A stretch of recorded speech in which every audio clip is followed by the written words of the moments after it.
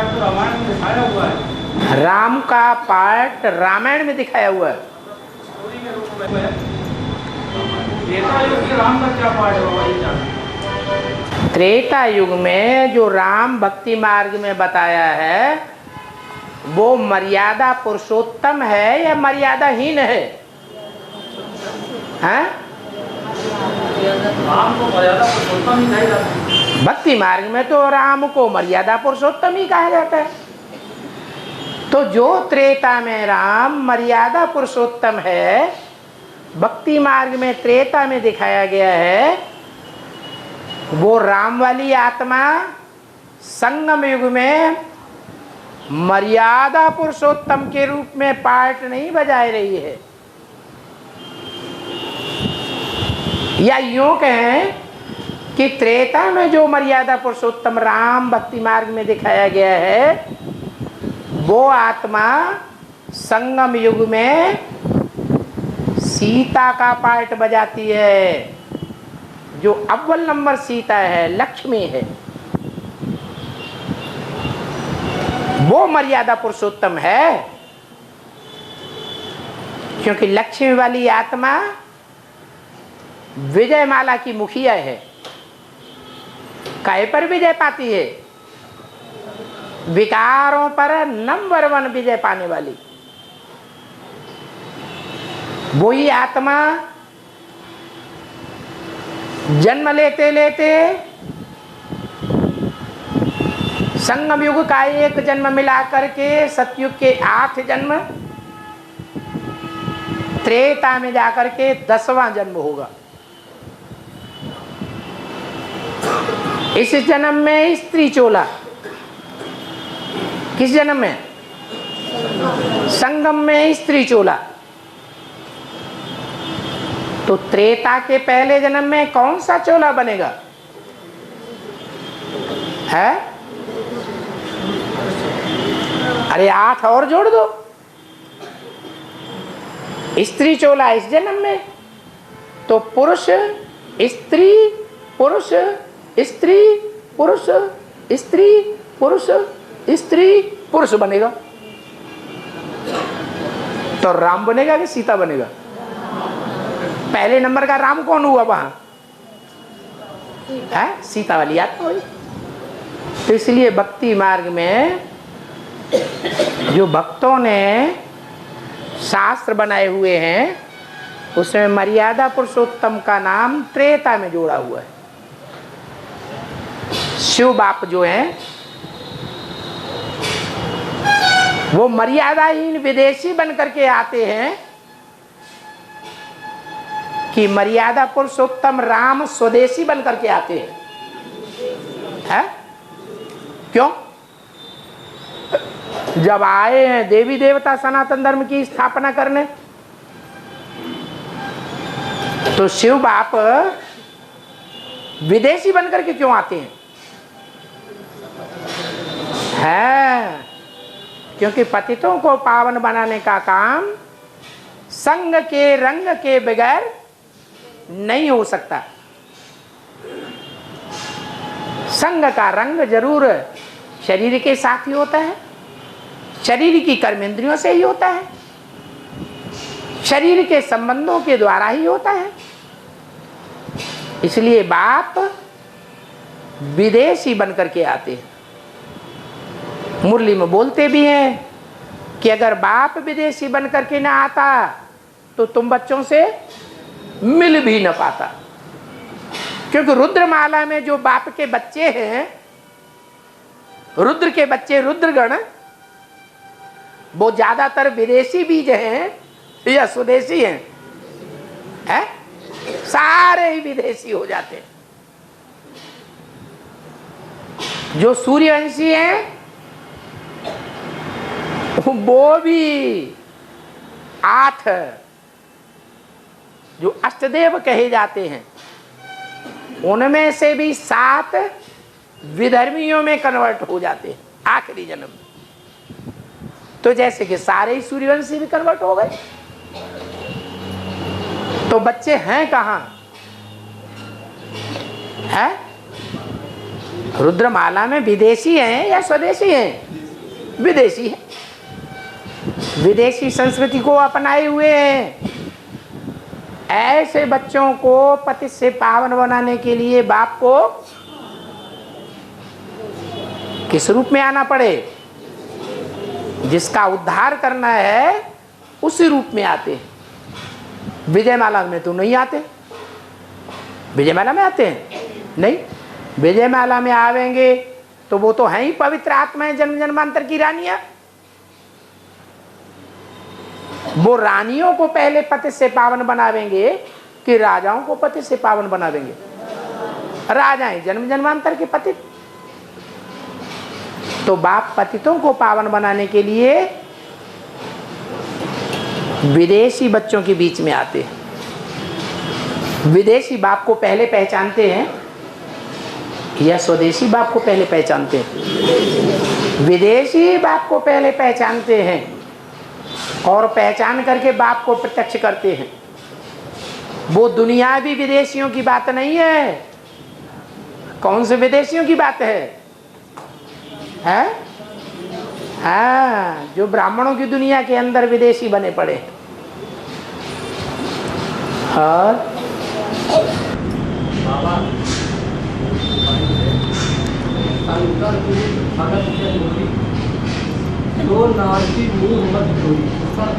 शंकर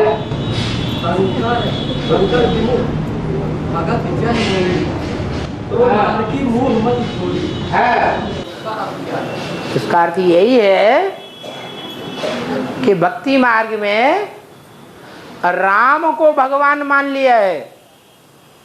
रामायण में भगवान किसको माना है? राम को माना है या शंकर को माना है? राम को भगवान माना है। तो भगवान, भक्त तो जानते ही नहीं कि भगवान क्या होते हैं। भक्तों ने तो कहीं राम का रूप दे दिया, कहीं कृष्ण का रूप दे दिया, कहीं गणेश का रूप दे दिया, कहीं हनुमान का रूप दे दिया।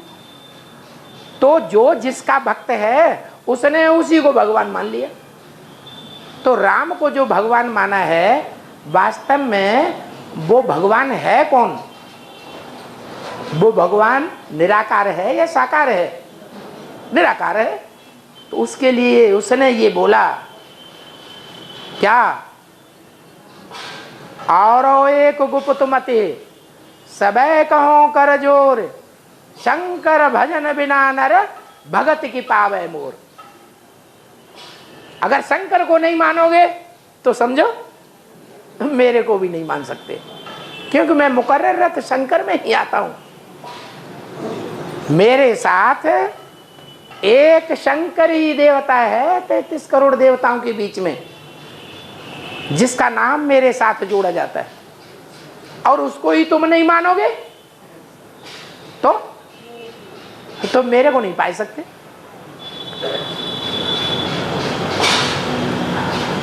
और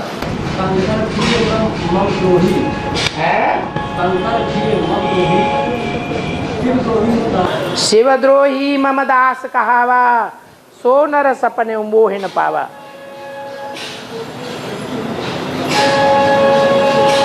ये कहने वाला कौन है? राम भगवान। रामायण में ये कहने वाला राम भगवान स्वयं कहता है। भक्तों ने तो उसे राम बन मान लिया, लेकिन है तो शिव की बात ना। तो वो शिव ही स्वयं कहता है। भक्ति मार्ग में शिव शंकर को मिला के अगड़म पगड़म कर दिया। क्या गड़बड़ हो गया? शिव को ही शंकर और शंकर को ही शिव मान लिया। तो इसलिए उन्होंने जहां शिव बोला है, वास्तव में वो शंकर की बात है। तो भगवान ने स्वयं ही बता दिया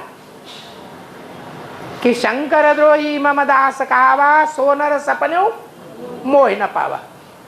वो स्वप्न में भी मुझे नहीं पा सकता। जो साकार स्वरूप को नहीं मानेगा वो, क्यों? मैं साकार में आकर के ही सारी सृष्टि को परिवर्तन करता हूं। निराकार में रह करके थोड़ी परिवर्तन करूंगा। साकार में आकर के ही सारा राज समझाता हूं। निराकार में कैसे समझाऊंगा?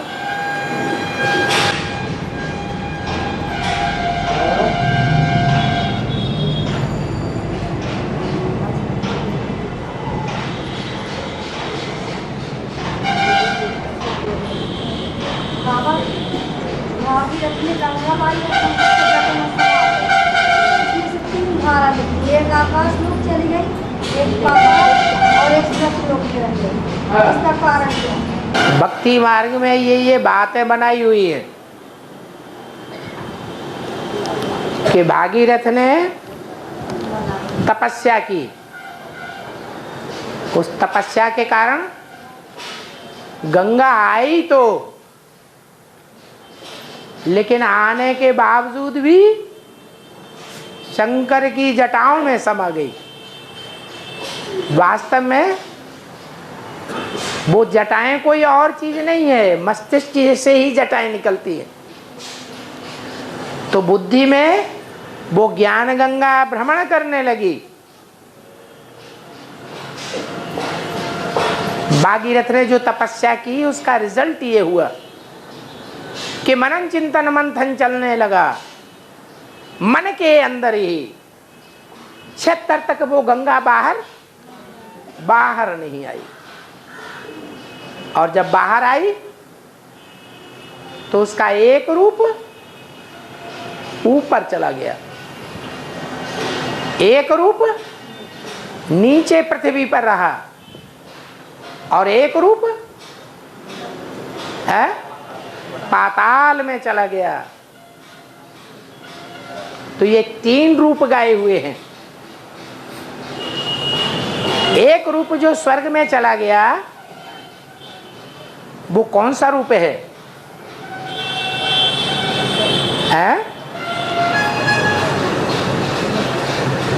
अरे जब ज्ञान जल बांटा जाता है तो किसके द्वारा बांटा जाता है? लक्ष्मी के द्वारा। तो वो लक्ष्मी गंगा का रूप है या नहीं है? वो भी गंगा का रूप है। वो स्वर्णिम संगम युग में पहुंचती है, और एक है जो इस पृथ्वी पर पृथ्वीवासी मनुष्यों का कल्याण करती है। यज्ञ के आदि में भी वो थी, मध्य में भी वो होती है, और अंत में भी वो ज्ञान गंगाएं प्रत्यक्ष होती हैं। गंगा को कन्या के रूप में दिखाते हैं जूड़े में, तो जरूर कोई कन्या है जिसने एडवांस ज्ञान जल को सबसे पहले धारण किया है, और उस एडवांस ज्ञान जल को धारण करने के बाद सर में समा गई। जब बाद में अंत में निकलती है तो पृथ्वीवासी मनुष्यों का कल्याण होता है। तीसरी गंगा है, उसका वो रूप जो पाताल में जाती है। पाताल में कौन रहते हैं? असुर रहते हैं। वो गंगा का तीसरा रूप है जहां असुर स्नान करते हैं। वो है जगदम्बा। उस जगदम्बा की गोद में सभी राक्षस खेलते हैं पहले, बाद में वो असुर संहारणी बनती है। गंगा ही निमित्त बनती है, पातालवासी गंगा, असुरों का उद्धार करने के लिए।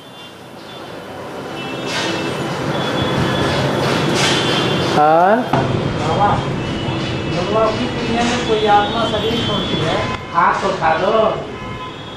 हाँ, भगवान की दुनिया में कोई आत्मा शरीर छोड़ती है बाबा, तो उसके जो लौकिक परिवार वाले होते हैं वो सिर क्यों उड़ाते हैं बाबा? क्या उड़ाते हैं? सिर उड़वाते हैं। है, जब कोई मरता है ना, जब कोई मरता है ना तो वो तो देह से मरता है, और यहाँ ब्राह्मणों की दुनिया में काहे से मरता है? देहभान से मरता है, संपन्न स्टेज को प्राप्त करता है। तो जो भी परिवार में संपन्न स्टेज को प्राप्त करता है, संपन्न स्टेज में जाता है, ऊंची स्टेज में जाता है, तो जितने भी परिवार वाले हैं उनका सबका माथा मोड़ लेता है। आप जब बेसिक में थे, कभी बेसिक में नहीं थे? अच्छा, तो पूर्व जन्म में माथा मुड़ा के आए होंगे। जो भी एडवांस ज्ञान में आए हैं वो बेसिक परिवार से जब आए हैं, वहां से मर करके एडवांस में आए हैं, तो अपने पिछले परिवार का माथा मुड़ा या नहीं मुड़ा है? कि उनके ज्ञान जटाएं रह गई हैं? उनकी ज्ञान जटाएं सब साफ सफाचट कर दी। तो ये तिरुपति का मंदिर है। इस तिरुपति के मंदिर में जो भी आते हैं वो अपने परिवार वालों का माथा मूड़ करके आते हैं। और बाबा यही तो करते हैं कि दिया जलाते हैं और वहाँ खाना भी रखते हैं, कहते हैं कि वो आता होगा खाने के लिए। ज्ञान का दीपक तो जलाते ही।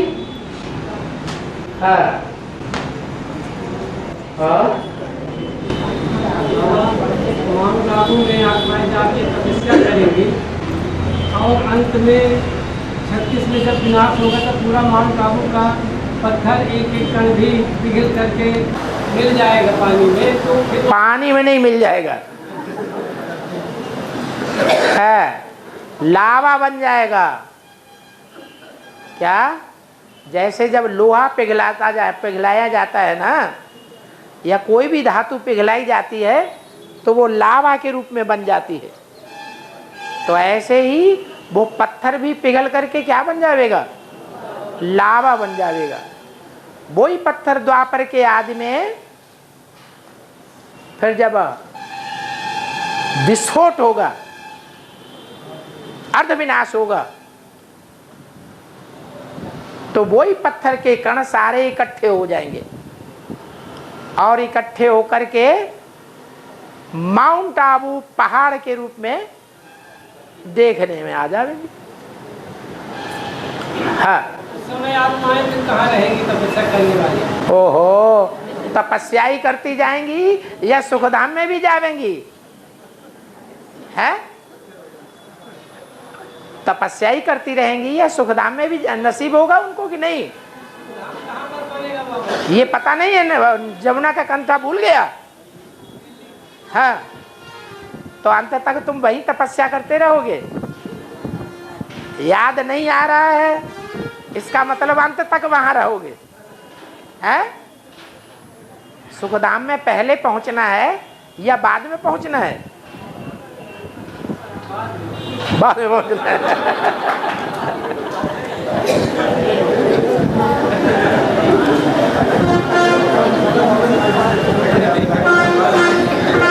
बाद में पहुंचोगे तो 10 करोड़वां नंबर हो जाएगा। ओहो, भले पहले पहुंच जाओगे लेकिन बाद में पहुंचोगे ना। पत्थर पिघलने के बाद जो पहुंचेंगे वो तो माउंट आबू वासी होंगे ही नहीं, माउंट आबू में जाके बसेंगे ही नहीं। हाँ,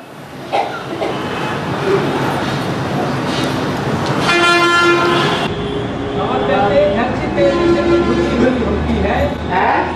धरती तेजी से डिग्री झुक जाती है तो कब झुकती है? झुक जाती है कि झुकी हुई है?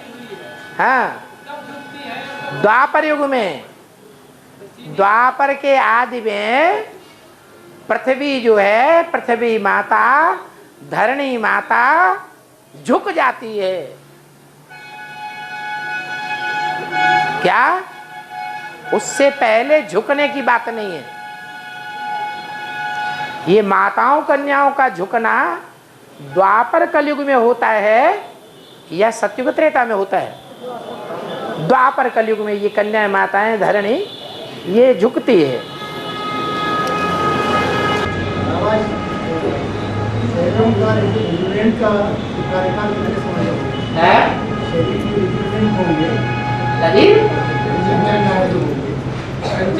कंचन का है। हाँ, क्या होगा? पीरियड कितना समय होगा? इतने समय में बनी। सबका अपना अपना फ्रीज होने का टाइम है। एक जैसा टाइम सबका थोड़ा ही है। कोई आत्माएं होंगी जो सतयुग के अंतिम जन्म में बर्फ से बाहर आवेंगी, आखिर में जाकर के 150 साल के बाद। कोई बीच में ही आ जाएंगी, कोई आदि में ही बर्फ से बाहर आ जाएंगी। अरे भाई, जितनी लंबी बीमारी होगी उतनी लंबी तो प्रक्रिया होगी इलाज की। बीमारी कम लंबी होती है तो इलाज की प्रक्रिया भी कम लंबी होती है।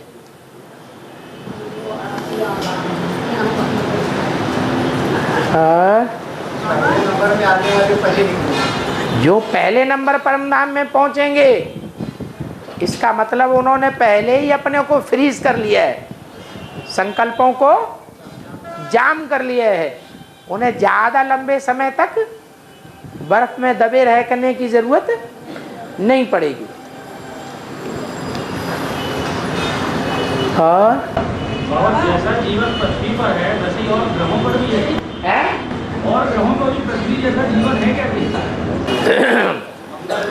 जो भी सूरज चांद सितारे हैं वो जड़ हैं, और जो जड़ सूरज चांद सितारे हैं वो पृथ्वी से, पृथ्वी के मुकाबले सूर्य से जास्ती दूर हैं या नजदीक हैं? है? लेकिन पृथ्वी के बराबर ही तो नहीं है कोई। तो पृथ्वी के बराबर जो हो वहां जीवन होगा, क्योंकि सूर्य से निश्चित दूरी पर तापमान पृथ्वी पर है। उस तापमान में जीव जंतु रह सकते हैं। पृथ्वी पर ही देखने में आता है कि उत्तरी ध्रुव का तापमान और दक्षिणी ध्रुव का तापमान कितना महान अंतर हो जाता है। उत्तरी ध्रुव पर कोई जीव जंतु नहीं रह सकता, साउथ पोल पर भी कोई जीव जंतु नहीं रह सकता। वहां सूर्य की किरणें तिरछी पड़ती हैं तो दूरी हो जाती है। तो जहां इतनी थोड़ी सी दूरी हो गई तो जीव जंतु नहीं। प्राणियों के जीवन का चांस ही नहीं है। हम बहुत ऊंचे पहाड़ पर जब चले जाते हैं तो हमें ऑक्सीजन की जरूरत पड़ती है। एवरेस्ट चोटी तो नीचे ही धरी है। क्या एवरेस्ट चोटी पे जो ले जाते हैं उनको भी ऑक्सीजन का घड़ा लेकर के जाना पड़ता है, नहीं तो मर जाएंगे। तो जो मीलों ऊंचे पहाड़ हैं, एवरेस्ट की चोटी तो बहुत थोड़ी ऊंचाई पर है, और ये नॉर्थ पोल और साउथ पोल तो मीलों ऊंचे बर्फ के पहाड़ है। वहां तो संभावना ही नहीं है मनुष्य के जीवन की, क्योंकि तिरछे थोड़ी, वो सूर्य की किरणें थोड़ी तिरछी हो गई तो लंबाई ज्यादा हो गई या कम हो गई? ज्यादा हो गई। अरे पृथ्वी पर ही जब इतना तापमान में अंतर पड़ जाता है तो और दूसरे ग्रह उपग्रह तो कितने नजदीक हैं और कितने दूर हैं। मनुष्य की बुद्धि तो एकदम पत्थर बुद्धि हो गई। हमने भी ऐसे ही समझ लिया था। क्या समझा था? कि चंद्रमा पर देवताएं रहते हैं, क्योंकि शास्त्रों में लिखा हुआ था। मंगल पर जीवन है, क्योंकि शास्त्रों में लिखा हुआ है। वास्तव में ये सब गपोड़े हैं या सच्चाई है? गपोड़े हैं। अब चूंकि वैज्ञानिकों ने बड़ी बड़ी उपलब्धियां कर ली हैं, उन उपलब्धियों के सहारे हम प्रभावित हो गए। जब प्रभावित हो गए हैं तो जैसे उनकी प्रजा बन गए। अब जो भी बात बोलते हैं सत्य वचन महाराज, वो बोलते हैं कि मनुष्य सृष्टि के आदि में बंदर था। डार्विन थ्योरी निकाली ना, तो जब डार्विन थ्योरी निकली तो सब कहने लगे सत्यवचन महाराज पहले मनुष्य बंदर था। बाद में उन्हीं वैज्ञानिकों ने डार्विन थ्योरी को झूठा साबित कर दिया। तो देखो भगवान के ऊपर विश्वास नहीं आता है और मनुष्यों की वाणी के ऊपर कितना विश्वास आता है। भरी सभा में वेरीफाई कराना चाहते, आपको विश्वास नहीं हुआ भगवान की वाणी पर? है विश्वास है ना, तो क्यों बोलते हो? भरी भरी सभा, माताएं हैं बेचारी, बरगलाए जाएगी। और अविनाशी खंड को भागत खंड कहते हैं, है जम्बूद्वीप में रेवा खंड क्यों कहते हैं, किसको कहते हैं? तो मैंने जम्मू कश्मीर का नाम नहीं सुना? जम्मू कश्मीर का नाम सुना कि नहीं? हाँ, तो जम्मू अभी भी है। रेवा खंड है बाबा, जम्बूद्वीप में रेवा खंड। वो तो कथा वार्ता करने वाले पैसा लेने के लिए कहते हैं, टका धब्दे।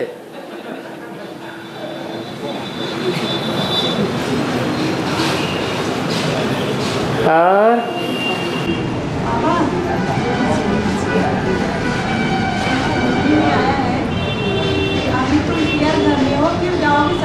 है ज्यादा संबंध तो होते नहीं वहाँ तो माता पिता होंगे, बच्चे होंगे, ये बात समझ नहीं आती। तुम फट से कूद के स्वर्ग में चले जाते हो। बाबा मुरली में ब्रह्मा और कृष्ण वाले स्वर्ग की बात करते हैं, यह संगमयुगी स्वर्णिम सुख की स्वर्ग की बात करते हैं। बाबा तुम्हें कौन से स्वर्ग में पहुंचाने के लिए आए हैं? लेकिन कृष्ण से ज्यादा प्यार है मेरा बच्चा, तो फटाक से बुद्धि वहां पर चली जाती है यहाँ की बात, वहां की बात नहीं है। वहां का लक्ष्य बाबा हमको नहीं देते हैं। वहां का लक्ष्य जिनकी बुद्धि में आता है वो अभी ब्रह्मा कुमार ब्रह्मा कुमारी है। जैसे ब्रह्मा कुमारी की बुद्धि में संगम युग में कोई स्वर्ग बनेगा, ये बात उड़ गई। उड़ गई कि है? उड़ गई। वो समझते हैं हम शरीर छोड़ देंगे, फिर सतयुग में जाएंगे, फिर ब्रह्मा बाबा कृष्ण के साथ जन्म लेंगे। इसके अलावा और कोई स्वर्ग बनने वाला नहीं है।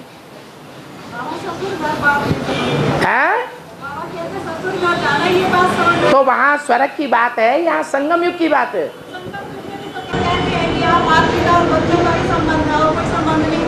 अच्छा, यहाँ सारे संबंध नहीं होंगे भगवान के साथ?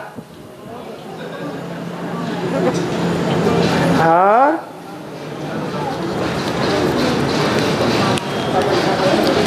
बाबा है पावे जो धर्म अपने खंड में जाएंगे संदेश देने के लिए, उनका शरीर वही छूट जाएगा, तो उनकी कंचन काया होगी कि ना होगी?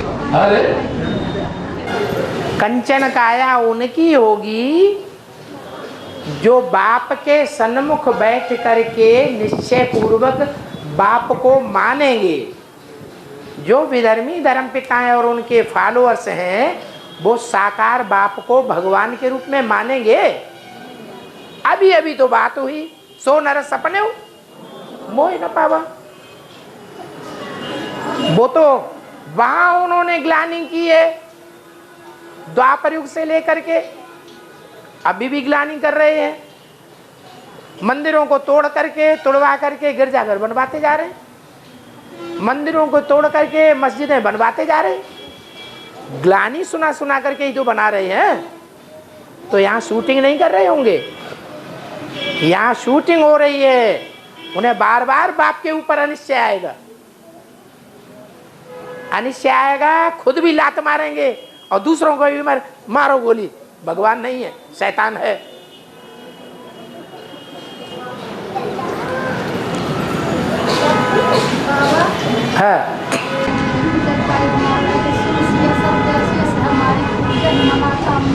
मारिया क्या करूं? पूजे मनोकामना तुम्हारी, और उससे पहले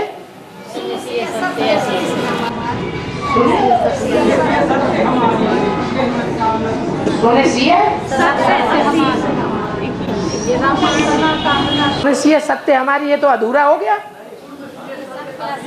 हाँ,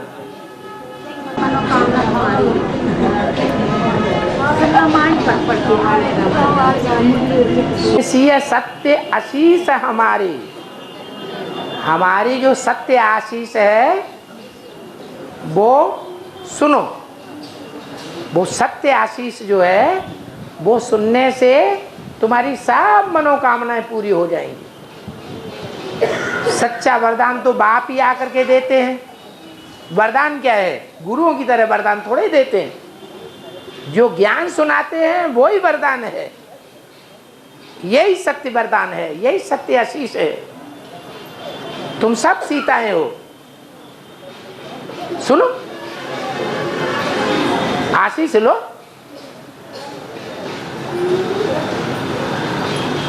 जन्म जन्मांतर के लिए पुत्रवान भव, आयुष्मान भव।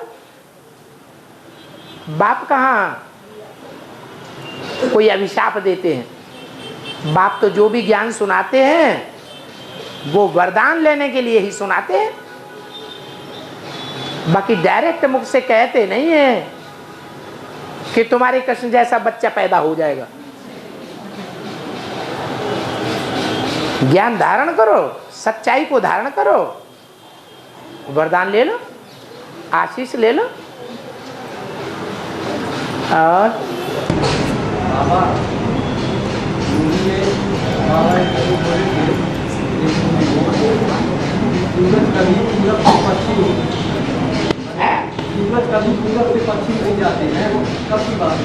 सूरज पूरब से पश्चिम नहीं जाता है। एक जमाना ऐसा था, एक समय हाँ, वो कौन सा जमाना था? सुनाओ, डिक्लेयर करो। हाँ, बोल बताओ ना, उसका डिटेल तो बताओ। हैं कि सूरज पश्चिम में नहीं जाता है। ये तो द्वापर युग से सभी ने देखा। भगवान आते हैं तो कलकत्ते में आते हैं, वो पूरब है। फिर जब भगवान का ज्ञान छुप जाता है तो सिंधी दीदी दादी दादियां उनकी मुट्ठी में आ जाता है। वो पश्चिम में चला गया तो पूर्व से पश्चिम गया ना, अब पश्चिम से फिर पूरब में आ जाने वाला।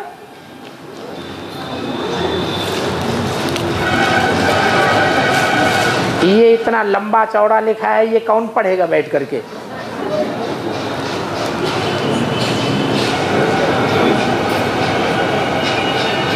त्रेता के बाद अर्धविनाश कैसे होता है और किसका होता है?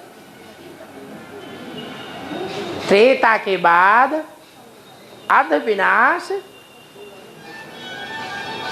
संगम युग में जिन्होंने संपूर्ण स्टेज को पाया होगा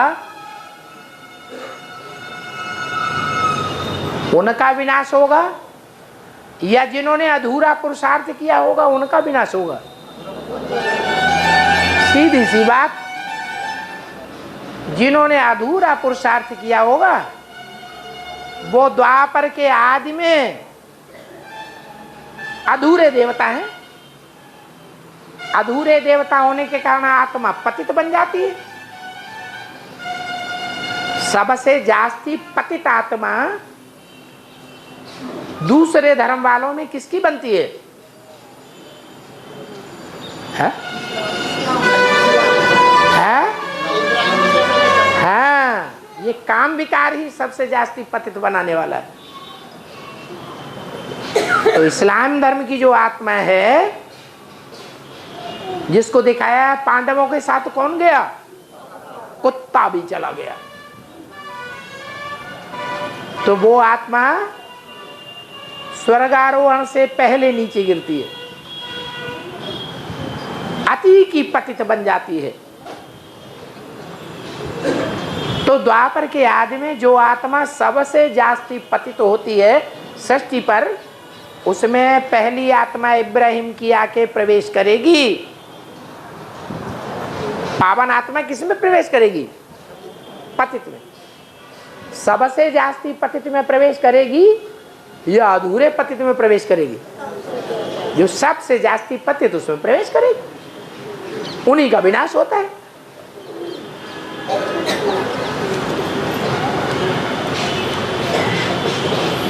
और कैसे विनाश होता है? जो प्रकृति है, मनुष्य की प्रकृति बिगड़ती है तो वो स्थूल प्रकृति भी बिगड़ने लगती है। प्रकृति स्वभाव संस्कार को कहा जाता है। द्वापर के आदि में मनुष्यों का स्वभाव संस्कार ढेर के ढेर इस्लामी आत्माएं नीचे उतरती है, वो सबको विभिचारी दृष्टिवृत्ति वाला बना देती है। तो प्रकृति गिरी, मनुष्य की प्रकृति स्वभाव संस्कार नीचे गिरा या ऊपर उठा? नीचे गिर गया। तो जब मानवीय स्वभाव संस्कार नीचे गिरता है तो जो स्थूल प्रकृति है वो भी विकराल रूप धारण करती है।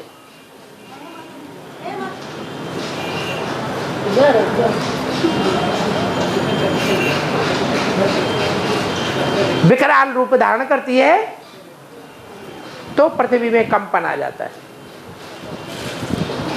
आधा विनाश हो जाता है।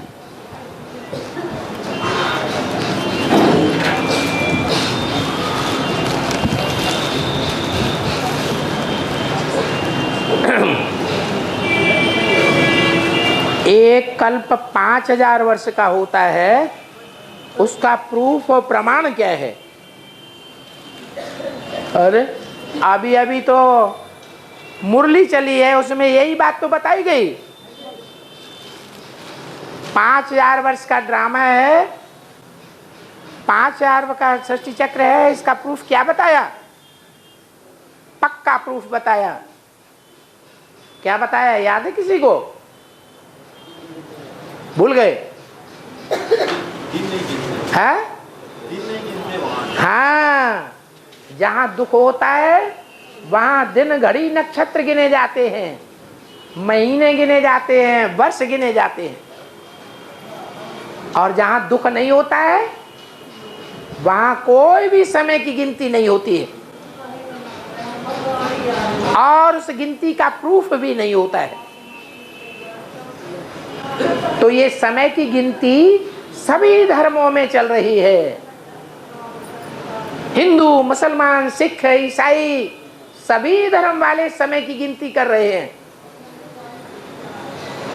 उस गिनती का नाम भी उन्होंने रखा हुआ ईसा संवत, विक्रम संवत, शक संवत, पूर्ण संवत, हिजरी संवत।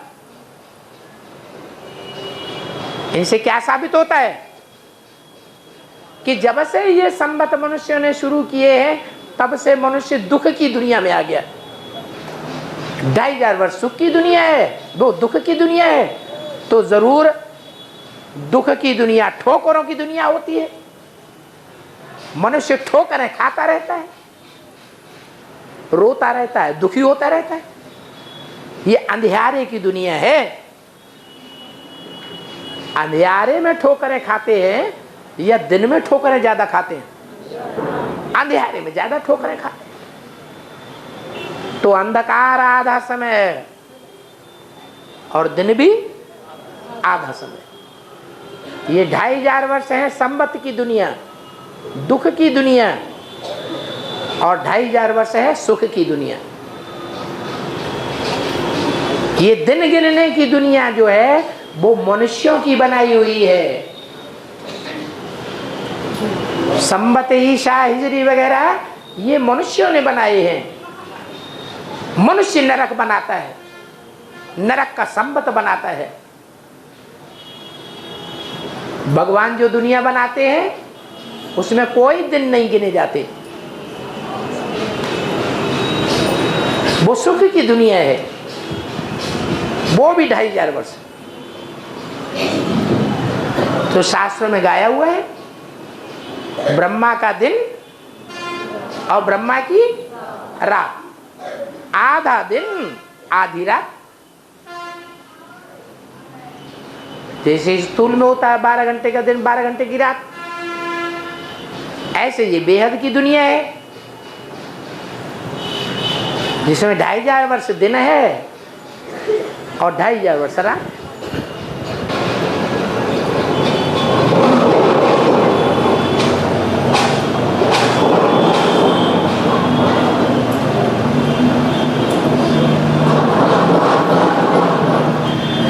हाँ, और सुनो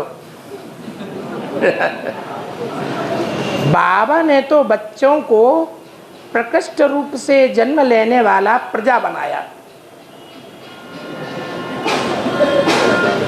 क्या बाबा ने ब्राह्मण बच्चों को प्रकृष्ट रूप से जन्म लेने वाली प्रजा, जा माने जन्म लेने वाला, प्र माने प्रकृष्ट रूप से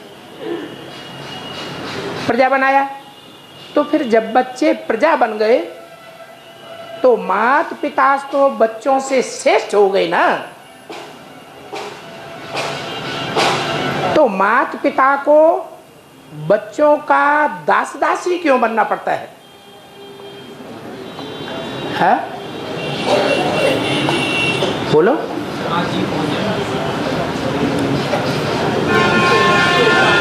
माता पिता कौन है?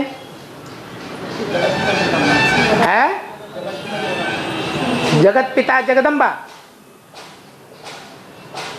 वो अगले जन्म की बात है या इस जन्म की बात है? है? इस जन्म की बात है दास दासी बनना है। वो तो अगले जन्म की बात है, अगले जन्म में दास दासी बनेंगे। इस जन्म में तो श्रेष्ठ ही है ना, तो श्रेष्ठ ही बनेंगे। हाँ, अगर ब्रह्मा सरस्वती की बात करें कि ब्रह्मा सरस्वती जो हैं वो ब्राह्मण बच्चों के माता पिता हैं, तो ब्रह्मा सरस्वती बच्चों की दृष्टि में श्रेष्ठ हैं या नीचे हैं? है? श्रेष्ठ हैं। तो ब्रह्मा सरस्वती अगर बच्चों की दृष्टि में श्रेष्ठ हैं, भाई बाप कैसा भी काम करे आखिर बाप ही कहा जाएगा ना। बाप के प्रति बच्चे की नीच भावना होनी चाहिए या ऊंच भावना होनी चाहिए? ऊंची भावना होनी चाहिए। लेकिन सच्चाई ये है कि मम्मा और बाबा ने जो निष्कष्ट बच्चे हैं दौर और धर्मों के, उनको गोद में पालना दी, और जो श्रेष्ठ हैं वो ठुकराए गए और दूसरे जन्म में आकर के बच्चे बन गए। बेसिक में मम्मा बाबा के बच्चे बनते हैं ना, तो बच्चे बन गए तो भी उनकी दृष्टि में मम्मा बाबा तो श्रेष्ठ ही है। लेकिन मम्मा बाबा ने जो कृत्य किया वो अच्छा किया सूर्यवंशी को बच्चों को प्रति, या निष्कृष्ट कर्म किया है? नीचा काम कर दिया ना तो उसका फल नहीं मिलेगा, है? फल मिलता है। तो वही मम्मा बाबा जो हैं वो सूर्यवंशी बच्चों के दास दासी बन करके कार्य करते हैं, सूक्ष्म शरीर धारण करके। और शिव बाबा कहते हैं, सिर्फ कहते ही नहीं हैं, प्रैक्टिकल में करके भी दिखाते हैं। बच्चे, I am your most obedient servant.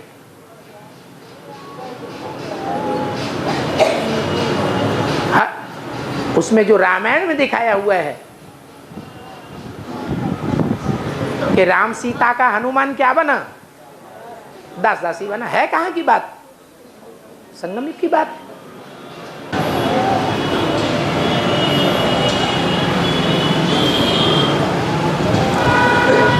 Brahma की तरह ज्यादा सहन करना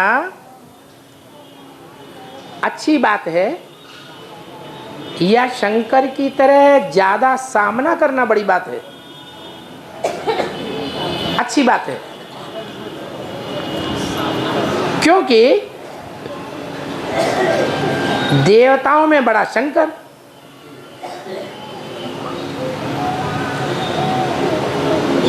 तो उनका गुण भी बड़ा होगा ना।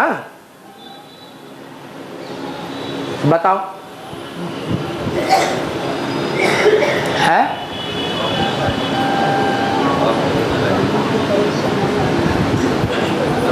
ब्रह्मा का सहन करने का गुण ज्यादा श्रेष्ठ है, श्रेष्ठ बनाता है, या शंकर का सामना करने का गुण ज्यादा श्रेष्ठ बनाता है? सामना करने का गुण ज्यादा श्रेष्ठ बनाता है। नारायण बने, सामना करने से नारायण बनेंगे। अच्छा, ये सब बातें छोड़ दो। मुरली में क्या बोला है? मुरली में सर्वगुणों का राजा सहनशीलता बताइए। तो जो सहनशीलता धारण करेगा वो बड़ा राजा बनेगा, या जो सामना करेगा वो बड़ा राजा बनेगा? है? सामना करने वाला बनेगा, क्योंकि वो तो बंदे सत्तू के बनते हैं, हाथ के बनते हैं। हाँ। सामना करने वाला बनना चाहिए। अच्छा, नहीं, ब्रह्मा तो शरीर छोड़ गए। शंकर वाली आत्मा शरीर छोड़ती नहीं है। शरीर रहते रहते ही वो ब्रह्मा का अव्वल नंबर का टाइटल खुद ही धारण करती है।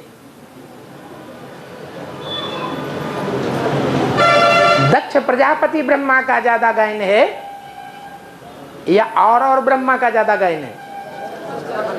दक्ष प्रजापति का गायन है। तो जो दक्ष प्रजापति का गायन है वो भी ब्रह्मा है अव्वल नंबर का। ऐसे नहीं है कि शंकर वाली आत्मा सहन नहीं करती है। सहन नहीं करती है, सहन करना पड़े। परिवार के लिए सहन किया जाता है,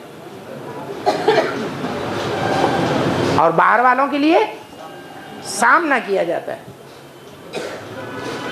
परिवार का कल्याण न हो जाए इसलिए सहन करना है, और बाहरी दुनिया के लिए सामना करना है।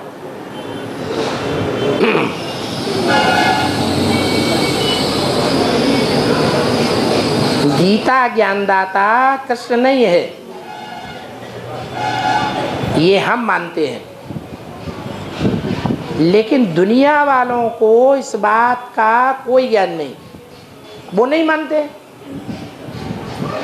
शिव शंकर भोलेनाथ गीता ज्ञानदाता है, इस बात की दुनिया में कोई यादगार क्यों नहीं है?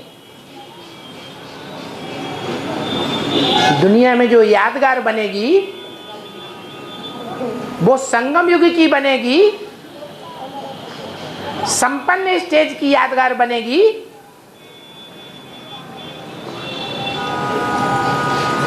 या दूसरे युग की बनेगी? तो संगम युग में ही जो ब्राह्मणों की बड़ी दुनिया है भक्तों की, वो बेसिक वाले भक्तों की बड़ी दुनिया है या एडवांस वालों की बड़ी दुनिया है? बेसिक वालों की बहुत लंबी चौड़ी दुनिया है, और वो शूटिंग कर रहे हैं इस बात की। किस बात की? कि गीता का भगवान है कृष्ण ही है। कृष्ण उर्फ ब्रह्मा बाबा ही गीता का साकार भगवान है। दुनिया में और कोई भी गीता का साकार भगवान नहीं हो सकता। तो ये प्रैक्टिकल प्रूफ नहीं है क्या? है? यादगार नहीं है?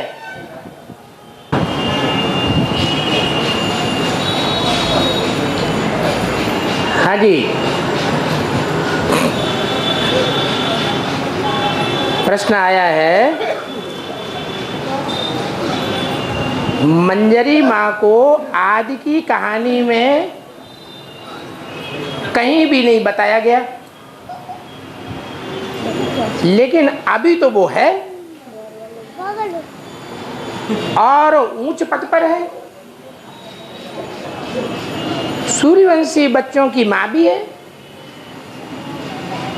बाबा के नजदीक भी है।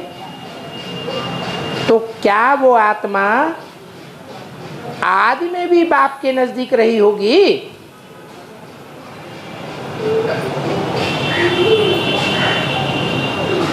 बताओ।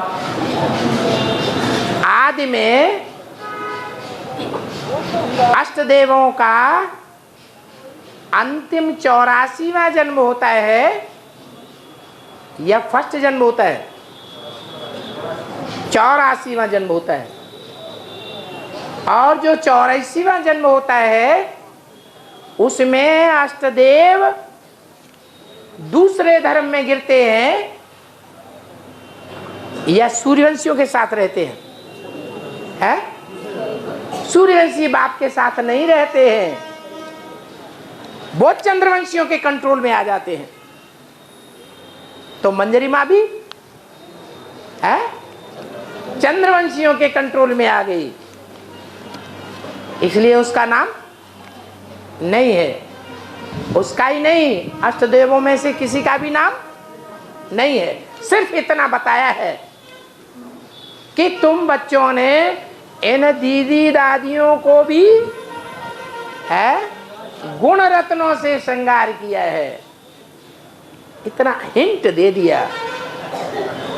माने गुणों के हिसाब से अगर देखा जाए तो ये दीदी दादी दादाएं इतने श्रेष्ठ नहीं थे जितने जितने तुम अष्टदेव बच्चे थे। उनमें मंजरी भी है।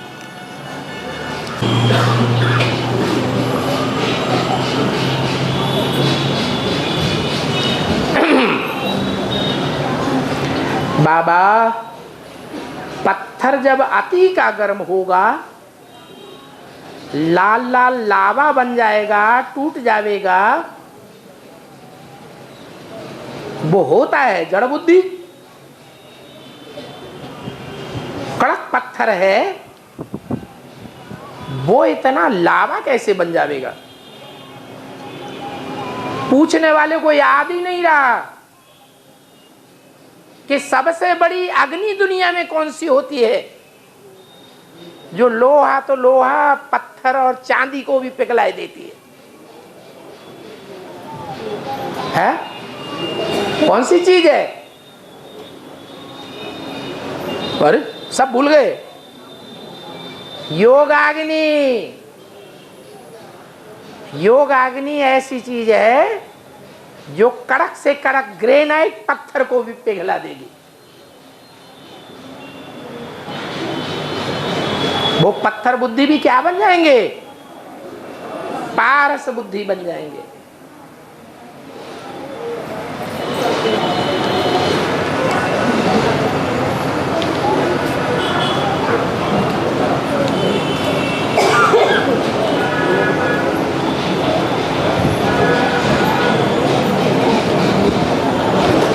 धारणा की बात में अगर देखा जाए तो बाहर के पंडित विद्वान आचार्य और सन्यासी आदि में ज्यादा धारणा होती है।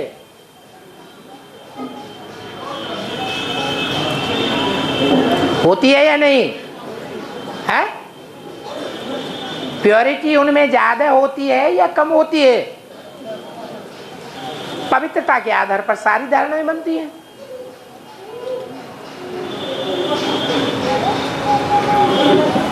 और ब्राह्मणों की दुनिया में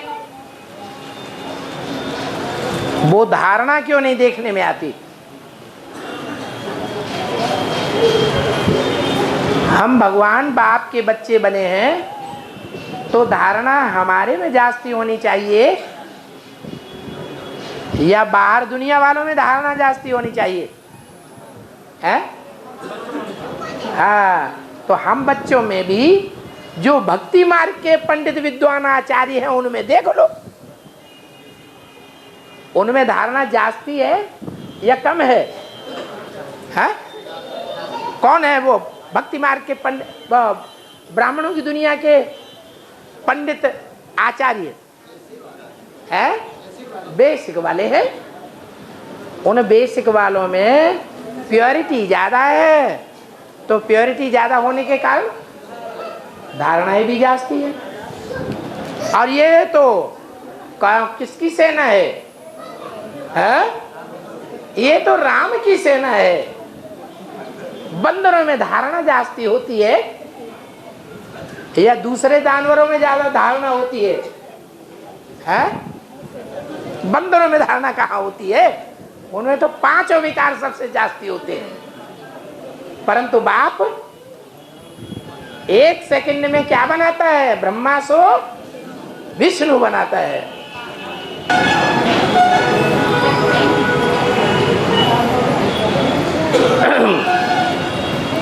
बाबा ने आज की मुरली में बोला है, अच्छी अच्छी महारथी हैं जो याद में नहीं रहते, इसलिए सारे ज्ञान के पॉइंट भूल जाते हैं।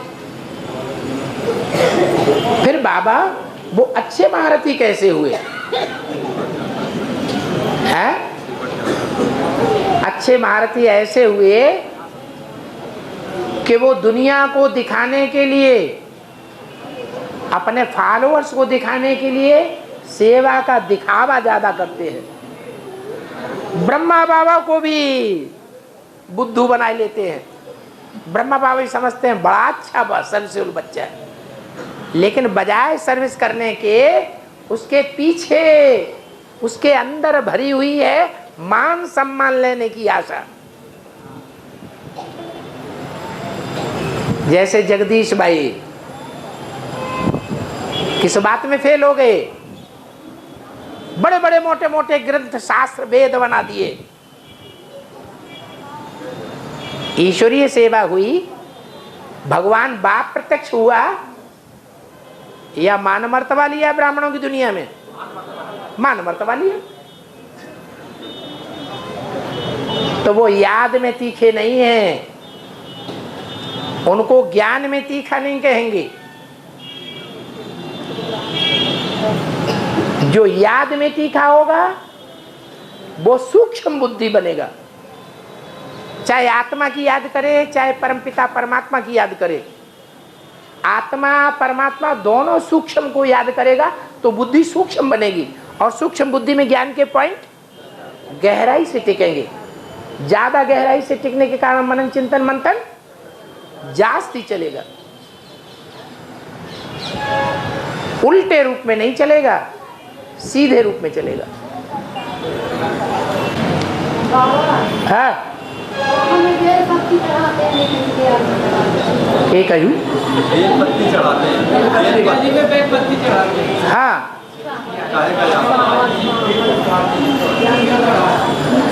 शंकर जी पे चढ़ाते हैं या शिवलिंग पे चढ़ाते हैं? अब सही सही तो बोलो, काहे पे चढ़ाते हैं? शंकर जी पे चढ़ाते हैं। लो, शिव शंकर को मिला के एक कर दिया। अरे माता को क्यों बैठा दिया? पूरी बात तो कह लेने दो। हाँ माता जी,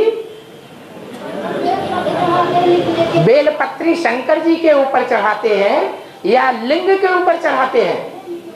हाँ, तो लिंग जो है वो शिव जिस संपन्न पुरुषार्थी रूपी शरीर में प्रवेश करता है उसकी यादगार है लिंग। वो निराकारी स्टेज में स्थित होने के कारण उसको हाथ पांव नाक आंख कान नहीं दिखाए जाते। इस शरीर में से हाथ पांव नाक आंख कान और ये ज्ञानेंद्रियों का हिस्सा काट दिया जाए तो क्या रह जाएगा? लिंग रह जाएगा। वो लिंग रूप जो है, उस लिंग रूप को भक्तों ने पूजा है, बेसिक ज्ञान वालों ने। क्या? और एडवांस ज्ञान वालों ने भी पूजा है। वेद के रूप में जब पूजा है तो सेवा करेंगे कि पूजा करेंगे? सेवा करते हैं। तो ब्रह्मा जैसी आत्माएं, विष्णु जैसी आत्माएं और शंकर जैसी आत्माएं, तीन तीन आत्माओं का जो कार्य व्यवहार है, ऐसा व्यवहार करने वाली आत्माओं को अर्पण करते हैं जो विष्णु बनती है। वो स्थापना के कार्य में भी सहयोगी बनते हैं, पालना के कार्य में भी सहयोगी बनते हैं और विनाश के कार्य में भी सहयोगी बनते हैं। ऐसे तीन प्रकार के कार्य व्यवहार को अपनाने वाली आत्माओं को उस लिंग पर अर्पण किया है। किन्होंने अर्पण किया है? बच्चों ने। जिन बच्चों ने अर्पण किया है वो बच्चे ब्राह्मणों की दुनिया में बैठे हैं या बाहर की दुनिया में? वास्तव में वो अर्पण करना चाहिए शिव परम पिता परमात्मा के लिए या देहधारी के लिए। बेसिक में भी ऐसे निकले। जो भी सेवा की वो समझा कि हमने ब्रह्मा बाबा की सेवा की। एडवांस में भी ऐसे निकलते हैं जो राम के ही भक्त बन करके रह जाते हैं। ये बुद्धि में नहीं रहता कि हम शिव की सेवा कर रहे हैं। इसलिए भक्ति मार्ग में वो बेल पत्र चढ़ाने की प्रथा चल रही है।